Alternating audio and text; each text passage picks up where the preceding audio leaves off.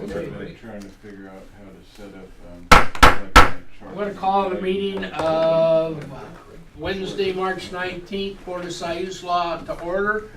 Our first item is a presentation by Bill Trotter from the Emerald CPA Group on our 2012-13 audit. It's your show, Bill. Okay, well, there are a lot of new faces here. I Yes. think Bill is the only carryover. Yes, from Yes. the yes, preceding, so far. The rest of us are new, but we're good. Ah, fantastic. Okay, the first thing about the audit is you did get a clean opinion, so that your financials fairly present your financial condition and the result of operations. So Good. that's always good to know. Yes. And I would call your attention to the management's discussion and analysis. It goes into a little more detail as to what the audit means in terms of the prior year and also in terms of the future of the port. Actually, that's another issue. Okay. It is, in a way, rather lengthy. Usually our communications are very short, but this is actually the port's communication to you. And I checked it over to see that, all the numbers agree. And as far as the other components of the audit, we of course present you with the auditor's opinion on the financial statements. And then there's a letter that's required by the State Division of Audit saying that certain things are in order according to state statutes and the regs. And then we have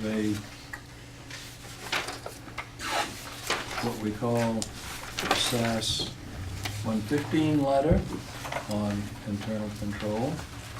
And then a SAS 114 letter, this is the guidance under which we work, which is addressed specifically to the Board of Commissioners, telling you that everything went well.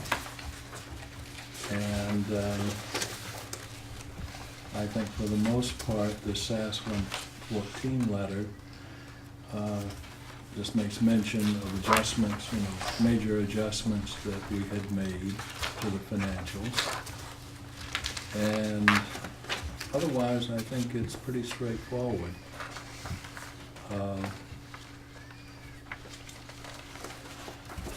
Then the SAS 115 letter is addressed to management and the board, and it deals with internal control.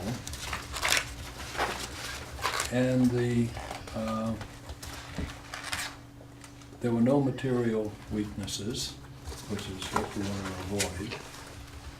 We had some significant deficiencies, but this is more or less boilerplate, because I draft the financial statements, I have to make mention of that.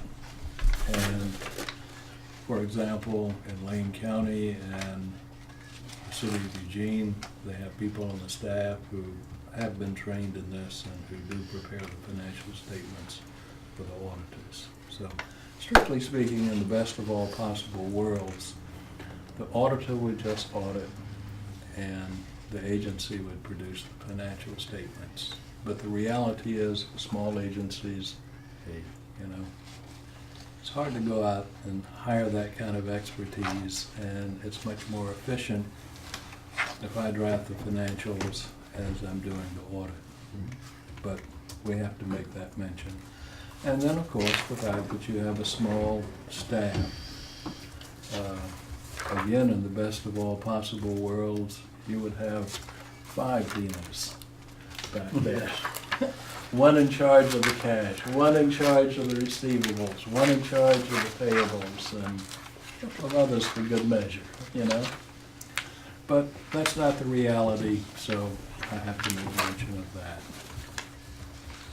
And then there were some minor matters I found some checks that probably should be followed up on that were outstanding for about 6 months. And we And don't those wanna- got taken care of. Those were actually an entry error. Then we didn't go over that when you were here, Oh. but I had the full explanation for all of that. Oh, okay, okay. And then we found some minor discrepancies on the payroll testing. The WBF contribution, the Workmen's Benefit Fund, it's based on per diem, it's based on actually, the hours worked. And the amount had been paid to the state based on the total normative hours instead of the actual hours worked. Not a great deal of money involved, $16 one month, maybe 25 another, but have you followed up on that yet? No, it's on my Okay, list. okay. So, those are the deliverables. I might say this is the end product of some changes we've put in place in the last 3 years. When I first started doing the audit, we had 3 funds, which created a great deal of work for the staff. And because we didn't have fund accounting software, was never totally accurate, and it was really unnecessary. You did not need 3 funds, you know.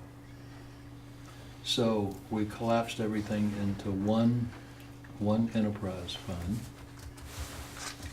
And you have an enterprise fund, if you were looking at the financials of the fire district, they don't have enterprise funds. You have a type of accounting that's closer to private sector accounting, because more than half of your revenue is from rents and campground fees. Right. So it's appropriate that you have a set of financial statements that looks more like a private enterprise set of financials than a governmental. Although you're still a government, we have the budgetary statements that satisfy the budget requirements, and we have the statements up front that show you what you look like as an enterprise. And I think this is, I hope, resulted in a lot less work for Dina. Yes. We changed the chart of accounts so that we had a much more accurate reflection of operations. We also changed the basis for budgeting to a modified accrual, because you have quite a bit, hanging out at the end that wouldn't be included in a cash basis accounting. For example, there's about $60,000 worth of prepaid campground fees that is really, strictly speaking, not your money. It's owed to the campers until they actually use that. And you shouldn't be paying room tax on that money, because you're just holding it against the actual use. So when it's used and becomes revenue, then that's when you pay the room tax. So I think I think you have a much more accurate picture of what the port is doing with this set of financials than previously. And also, I think we have really gotten the most use out of the Hercules program in the last few years.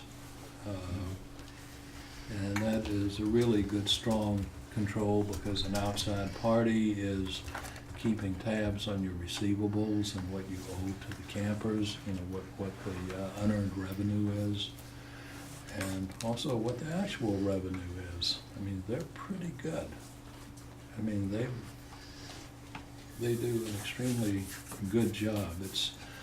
It was a little difficult getting into it. It's a really robust program, and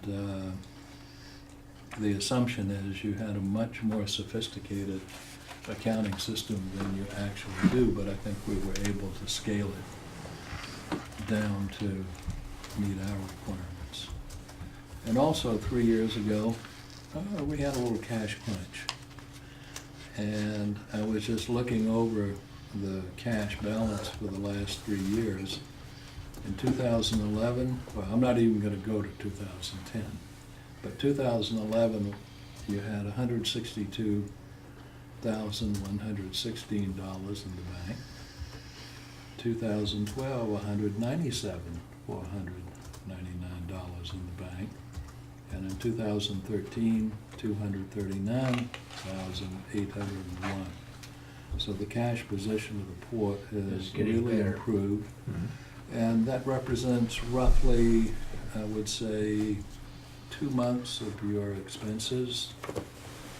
So since you do get a big chunk of your revenue, about 40% from property taxes, and generally I think the rents and the campground fees have been stable. It's not quite and 40%, growing. it's less. Maybe Yeah, it's only about 1/5, I think, 20%. 20, yeah. Well, maybe I was including severance tax and a Mhm. few other things. So, seems to me you're in a pretty solid financial position right now. And I think going forward, because we have actually simplified that chart of accounts, collapsed 3 funds into one, then Dina and the staff can pay much more attention to the accruals, to be sure that the bills go out properly for the renters, and that we keep up with the campground fees, which are quite huge. I mean, you really become a major campground here. Right. And we need the income, so we're happy to have it. Yes. And you seem to be, on a pretty regular basis, getting grant revenue. This last year, you had the big Connect Oregon grant. And usually it's not quite that much, but I don't know, I mean, in 2011, we had a big chunk come in. For the transient dock. Yeah. Yeah, that was kind of right when I started working here, and that came from different avenues. Oh, that was really complicated. We don't need to go into it. Because the port had been accumulating monies for several years to put toward this project. And then the state collected the greater part of it directly from the federal government and expended it on behalf of the port. And we sort of chased our tails around trying to figure out, are you going to have a single audit, which is a much more rigorous audit than the standard audit. But it turned out that since most of that money never came to the port, I mean, it went to the state and was expended by the state, that it was the state's responsibility to do the federal portion of that. So, that's all I have to say. Anybody have any questions? It was quite informative, and I thank you. Welcome. Yes, thank you very much. Bill, yep. Yeah, thank you. Mr. Trotter, thank you very much. It's been a real pleasure working with you for going on 3 years now. And I'm really impressed with how the port has transformed from a fairly simple port to a much more complex, sophisticated port. But we're transitioning with a mindful purpose. We went from cash basis to a modified accrual. That's huge in a small company like this. That takes a lot of effort. Well, it did. And Dina and Bob spent hours, hundreds of hours probably, making that transition, which is going to have a positive benefit as we move forward in time. So I would like to acknowledge the hard work of both our manager and Dina for this effort, which of course they're being paid for, but it was good that they wholeheartedly threw their efforts into that. I like the concept that we're looking at the cash basis, because in a corporate-like business as we are, looking at net profit is really not a accurate way of judging the performance. But cash basis is a real neat way of knowing whether we're actually making positive headway. So year after year, we're grinding out increasing cash basis, which means that we're moving forward. We're actually making money versus losing money. We're not making a lot of money, but we're making enough to where we're slowly starting to turn it around, and hopefully, as we've discussed before, putting some of this money into a capital reserve for capital projects. And how would you structure that into our accounting system if we want to take a certain amount of our cash basis or net and put it into a capital reserve for capital replacement? You can do it by designating a portion of your fund balance, well, I don't want to use fund balance, retained earnings. Right. Or equity account for that purpose. So we could dedicate a certain percentage of this every year and put it into a capital reserve in a fund balance, in a specific account. Yes. Yes, So I think that was the plan for next year. I'm pretty sure that again, we should probably talk about this, but I just think that would be a really good Yes, we idea. really should have the manager here when we do it. so Yeah. you see what We do we have a to set line it up. item at the bottom of the budget for 15,000 every year that goes into just kind of a category, but we, like Ron said, we can give that some more focus. Okay.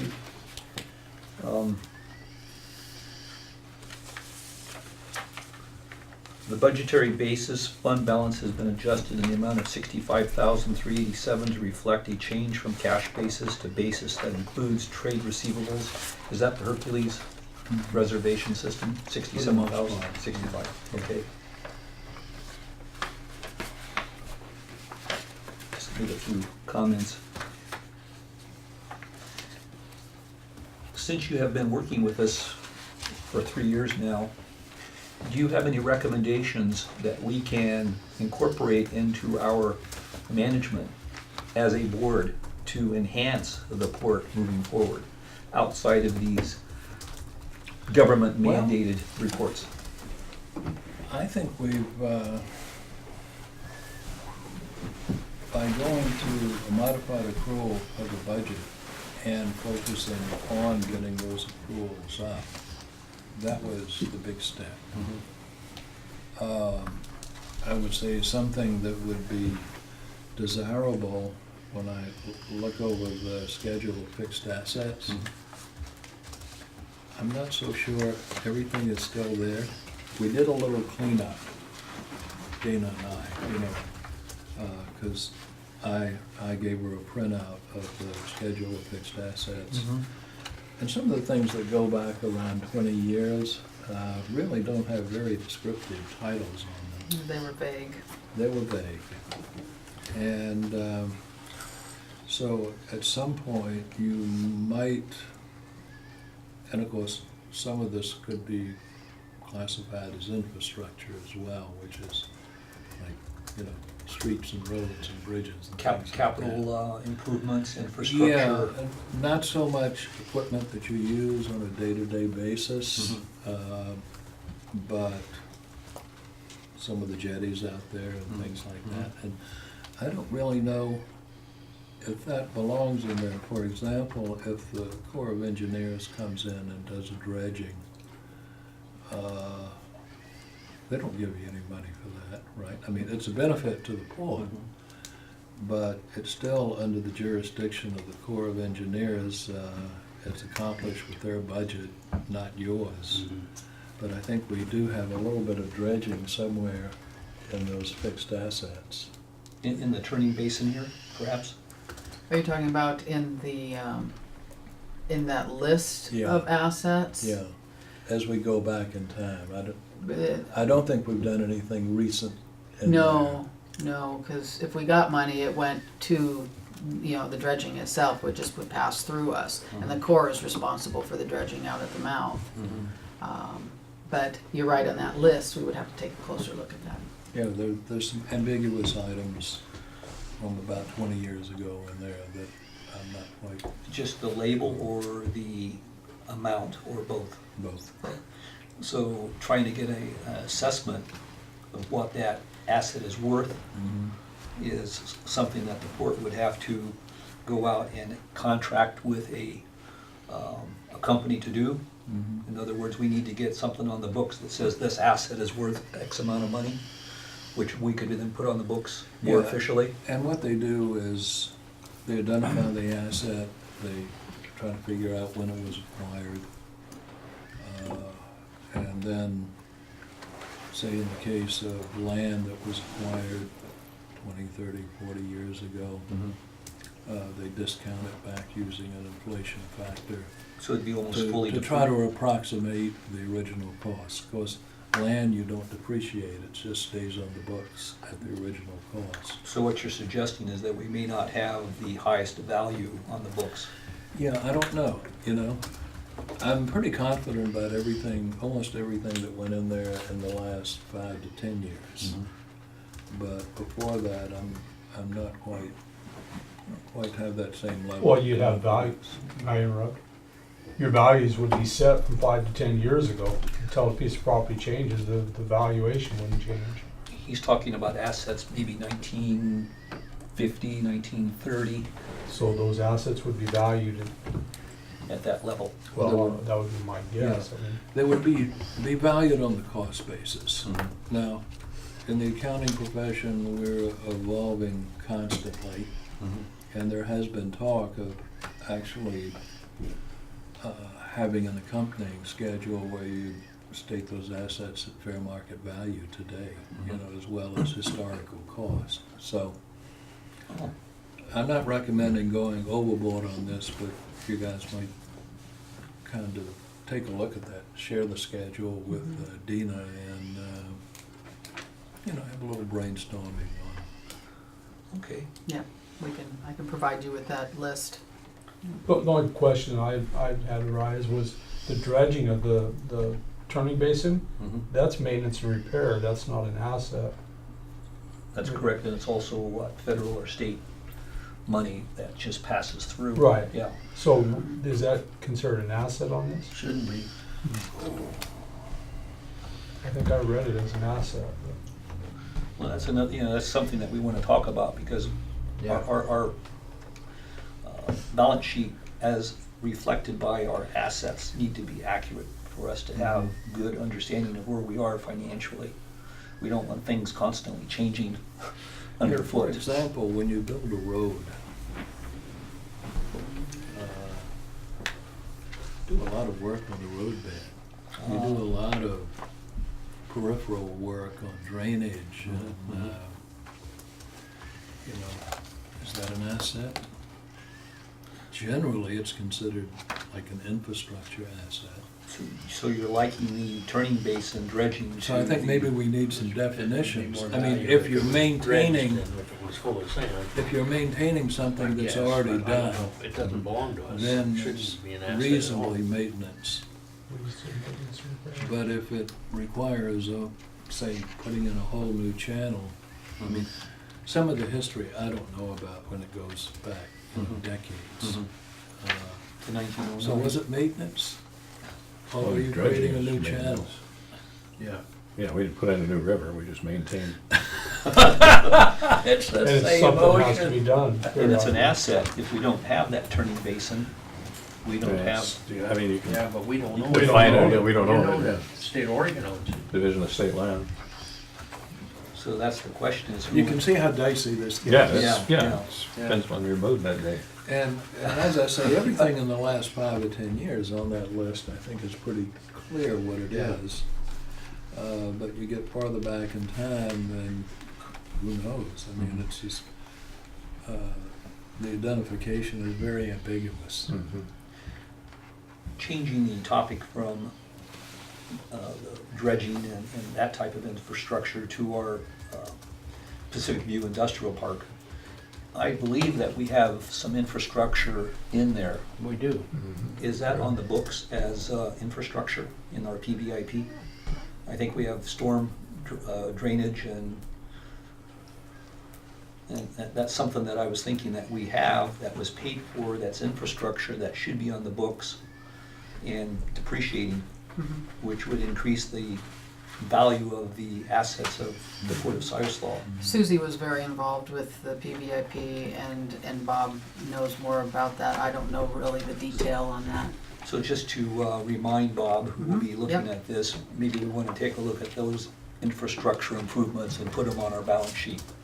Yeah, let's get Bob look into And it. also, one thing about, now that we're past the hump on a lot of these big changes, that frees me up to look more, in more detail at other items as we go forward.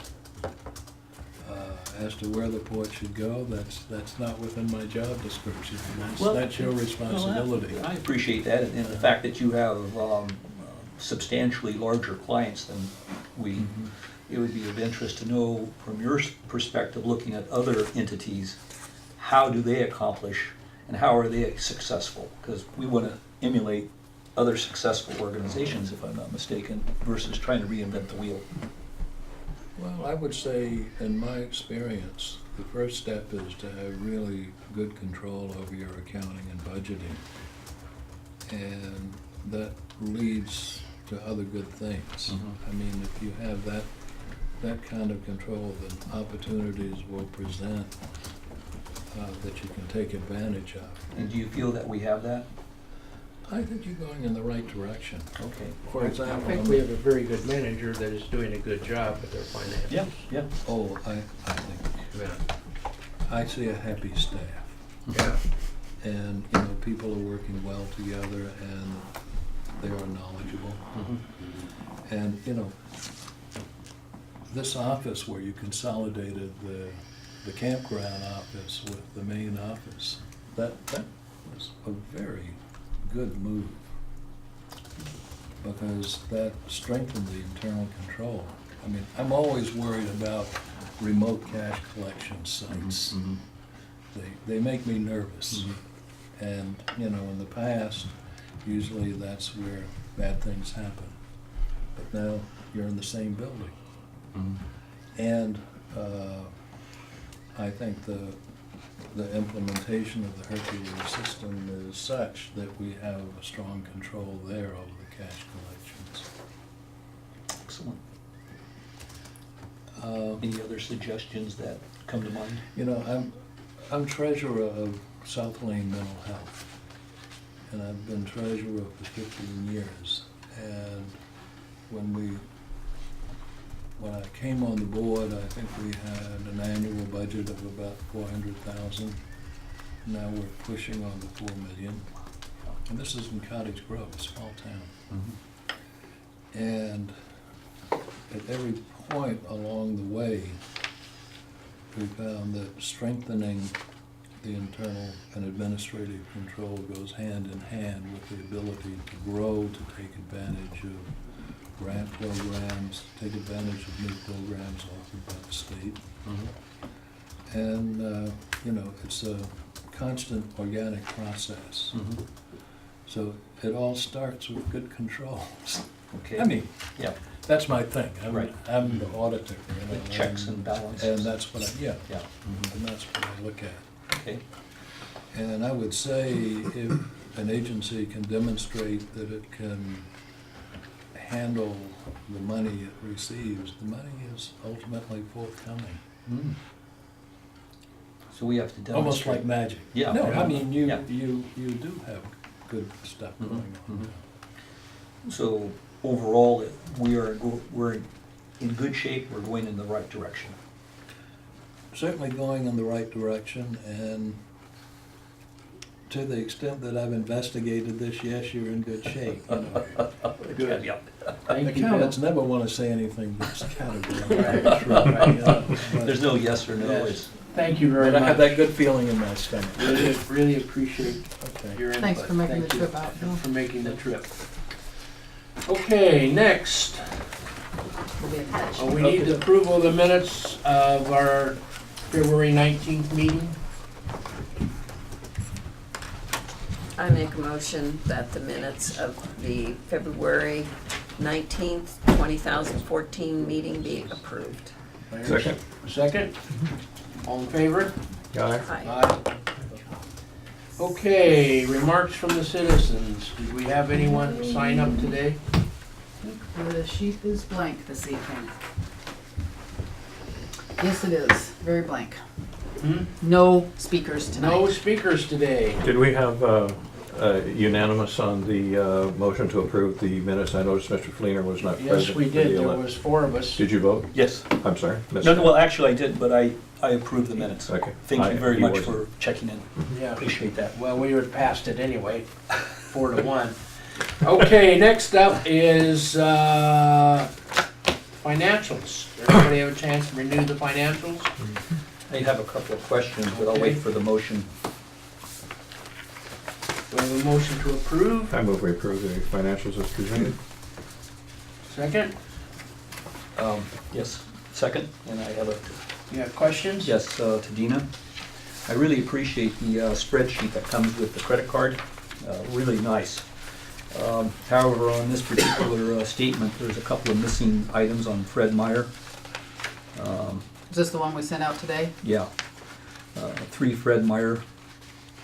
So, They totaled up, there were 3 sets of rain gear, and on the statement, it was, all, on the actual Visa statement, they were individual. mhm. On the entry, on that description, There's they three- were three added So together. $299.94. Yeah. Yes. Okay, Okay. okay. I really appreciate this. This is definitely helpful. And, Any other questions, Bill? On the financials? yes, let me get there.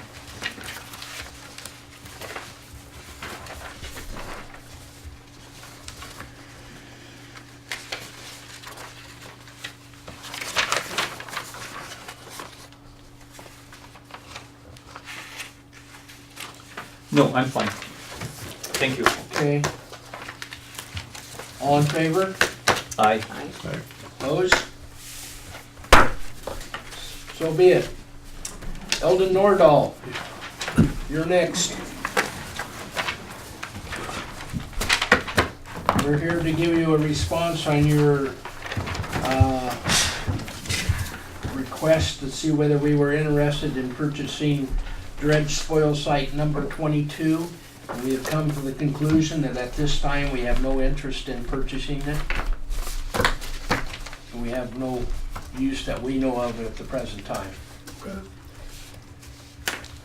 That's part of the process. We don't want to sell. Yeah. Okay, no, we have no interest. Well, just well sites are, private ones are expensive, you know, I mean, they cost a lot of money, just set them aside. Yeah. What's going on with the Corps of Engineers? I understand they have some money for dredge spoil, for dredging in the river. They have given us a large amount of money for dredging in the river.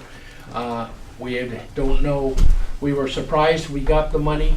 We have not heard from them yet exactly where they're gonna dredge or if there's any dredge spoils involved or anything. Yeah, they're talking about 700,000, which Yes. is, the last, time you dredge spoiled, or dredged here, you know, that was at $7 a cubic yard. But Yeah.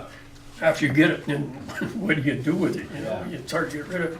And then the barge, here and the boat, that was, you know, $14 a cubic yard. And Yeah.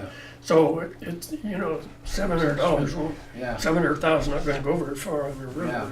Yeah. Unless- We have not heard from them what they have planned with the What, money, but we will accept. While we're here, there's no interest, so part of the process is this step here. And then we would like to be released from the dredge spoil plan. We don't want to be a part of that plan. You have released, you have released dredge spoil sites in the plan. In fact, last year you released site 25 and 25A, which is just under 1 million cubic yards of dredge spoil. That was a Don Wilbur site. It's now changed into a mitigation bank. Okay. Well, that was not last year. Last year, year before last, within the last 2 years. If I may, this might be a topic of discussion for Bob and our attorney. Right. To see whether or not we are legally able to do that. And Right. if we are, then it should come to the board for us to Yeah. discuss that. Yeah, there certainly will be no opinion tonight No. on that. Yeah, we just have to, we have to do the But research. we will look into it for Yeah. you.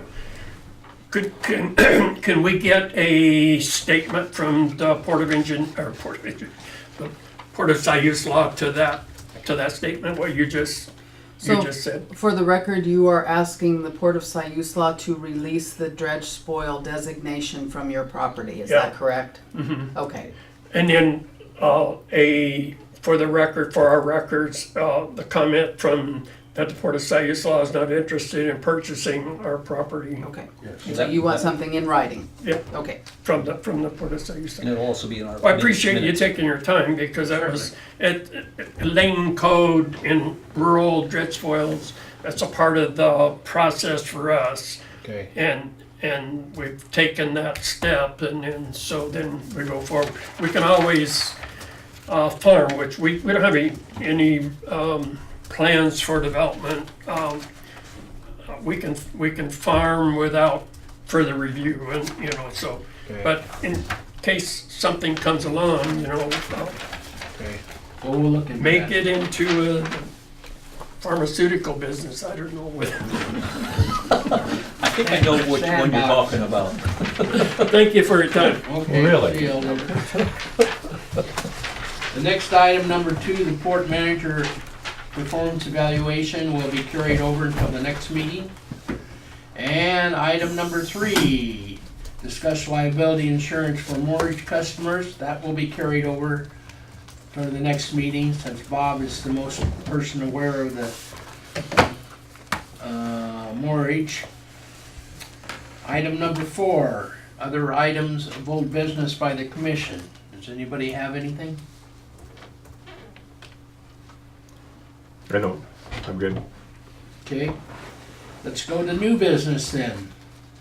The 5-year strategic plan annual review. I believe Bill has some comments on that, since you were involved with its preparation. Thank you, Mr. Chair. The purpose of the annual review is basically that, just to review and see whether or not there's been any substantial changes in policies or procedures that we would like to incorporate into our strategic plan. The main difference that this strategic plan had to the previous strategic plan was that we incorporated the concept of full cost recovery whenever possible. And you'll see throughout the plan that we mention full cost recovery in every potential opportunity. And this is the direction that the management is somewhat being told this is our highest priority. So I wanted to make sure that we were clear as a board that this strategic plan is really directing the staff to try to do full cost recovery. And if that's not a issue that you wish to pursue, then the strategic plan probably needs to be modified to reflect that. Or if you are in agreement, then that's really the primary purpose of this new strategic plan. And that's all I really had to say. I am not in agreement with the full cost recovery plan. I believe that we have parts of the port that need to maybe even operate at a loss in order to remain a port as a port should be.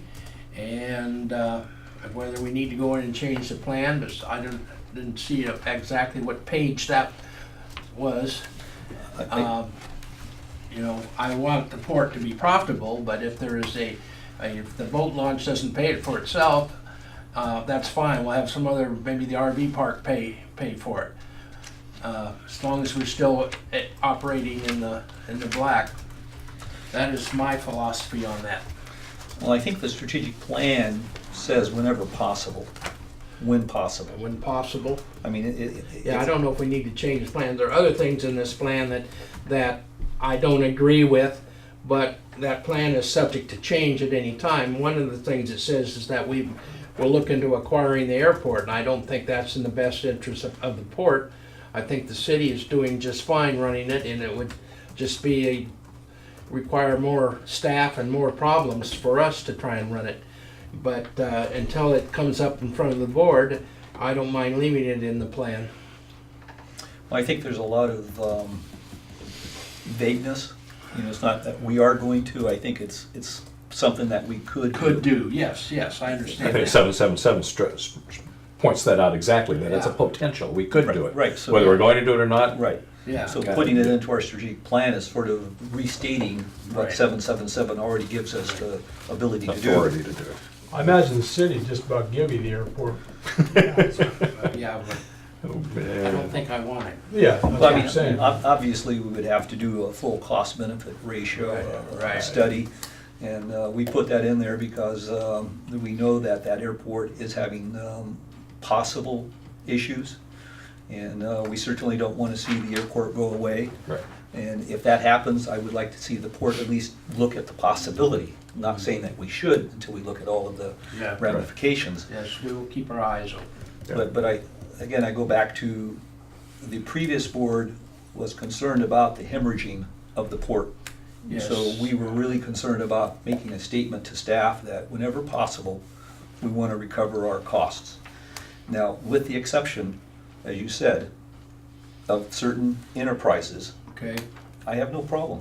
It's just Okay. that we have to then piggyback that onto another Well, I understand we enterprise. have to have something else to help pay for it, Right. but that's fine. So So that's. I don't see any major change to the plan. I think full cost recovery is a good goal. And I think that whenever possible is overstating it, because it's possible to do these things to their demise. So I think Yes. whenever practical Yes. might be a better statement than whenever possible. Okay. Right. So we might want to take a look at that strategic plan and perhaps modify the language. I'll look into it over this month and Okay. and maybe next month. If I Okay. see anything that I will bring it up again. And just insert whenever practical Right. Yes. would be a very easy way to change it Okay. and go forward. So since there are no changes, I'm moving on to the next item, which is to appoint a budget committee member. We have no one come forward to be our. Correction, I did receive one application today, Oh, you did? but staff recommends that we just extend the deadline, maybe 2 weeks. 2 weeks, To okay. see if any more applications So come hopefully in. we'll have a couple of choices, okay? So I would like to, today is March 19th, I'd like to extend the deadline to the end of the month, the 31st. Okay, And then I will get you the information of any Okay. applications that have come in. okay. And we're going to continue advertising for that position, I assume? Yes. Okay. Okay, we're as far as reports, we have no report from the manager. I have a report on my trip to Washington DC, if everybody's willing to sit through it. We left here on Friday and spent the night in Portland and flew out on Saturday morning. Our plane, we got on the plane at 10, we got off the plane at 11. At 2 o'clock, they had flown a part down for a light lens on the plane so that we could fly on to Washington DC. So we spent an extra 4 hours in Portland. Sunday night, there was a welcome reception and a mission strategy session and orientation, with cocktails, of course. Monday morning, we started our meetings at 8 and went from 8 to 1:30. We had speakers from the American Association of Port Authority dealing with transportation issues, port issues, and shipping and trade. We looked at the 2014 trade agenda. We had a Senate outlook for the Army Corps funding, and we saw the 2014-2015 Army Corps budget. That afternoon, we met with some of Jeff Merkley's staff. We wanted to meet the senator himself, but he was called away to a vote, so we met with one of his staff members. On Tuesday, we once again had meetings from 8 until 1:30. the Army Corps Assistant Secretary regarding Civil Works project.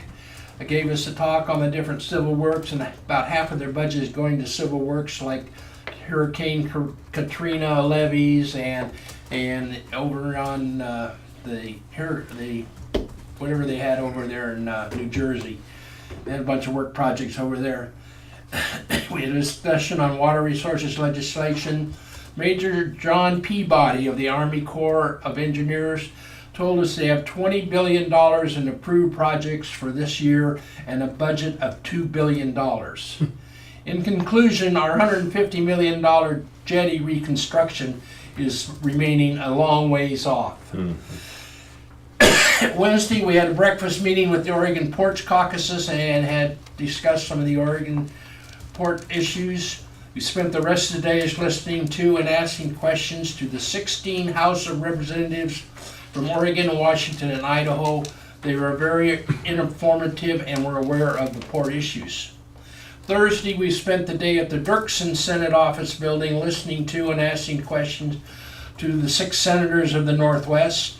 Senators Wyden and Merkley were very upbeat about getting things done this year in Washington, D.C., and I think they will look out for our interest. We spent the rest of that afternoon, that day, in review of our mission that we had, going over who we saw and how we did it, and see what kind of changes we might want to make in the future. Friday, we came back home, and it took us 12 hours, left Washington, D.C. at 5 in the morning, got back here about 5 at night. Wow. So it was a lot of fun, and I can sure see how those politicians get pulled all different directions with all the money interest and port interest and all the other interest. It was a very interesting trip, and I will see what happens next year at this time to see whether I want to do that again. It is fairly expensive for the port to go, but that's how come we got $700,000, I'm sure, is because we make noise, and we're one of the few ports on the coast that was there. That's the end of my speech, except I did go to the urban renewal meeting, and the only decision was that we're not going to do anything in urban renewal this year unless something very important pops up that they want to try and do the same as us, kind of save up their money to pay off what they've done already. And that's all I have. Mr. Chair, was there any discussion about opening up the Port Trust Fund? Yes, that was a lot of discussion on that, and they're using it. Was that 20 billion? They're going to give us 2 billion of that, or was that a whole No, that 20 billion was there- what the jobs that have been approved, Okay. but don't have any funding. 2 billion The is how much Port money they Trust got. Fund Right. is not near that. It's like 600 million maybe, but Right. we're not going to get any of that money for years and years. And what we can do is just they're aware of the problem. The Army Corps is aware of it. The ones that I talked to knew that we had a jetty problem, and I keep telling them they caused it. They need to fix it, but they still don't have any money, no matter what. We have So, 600 million, but not Yeah. enough for you. Yeah, Yeah. that's ridiculous. Anybody else have any other reports, meetings, or anything they would like to? I went to the watershed meeting at the Okay. end of last month, and it was a beginning report on the ONC lands, and it was quite informative. And there were a lot of people there, so there's a great interest in that. Yeah. At this point in time, I don't think that the watershed, the Siuslaw watershed penetrates into the ONC property yet. Yes, it Well, does. there were Does- parts, we- yeah, we do. right out of Mapleton, We're in the The- ONC, Yes, we are definitely in Yeah. the ONC. yeah. because I have always thought that we were on the west side of the range and the ONC is on the east side. No, that it goes right through All the way. the whole section. Hmm. At least that's what they were talking about that night. We are definitely There will BLM be, and yeah, there will be more, another, because the main presenter was not there. Mhm. But at the next meeting, it will be the 26th, and it will be here in Florence. Will you be attending that too? I am. Thank you. Excellent. so So anything, Terry? I'm good. You're good. You're good. the I'm going to go ahead. Mapleton Water District or Sanitation District has not met for, I think, 2 years, so I'm on a really good You're on committee. top of it. Yeah, I'm on top of it. Okay, I'm gonna adjourn the meeting at 7:50. Good job, Mr. Caputo.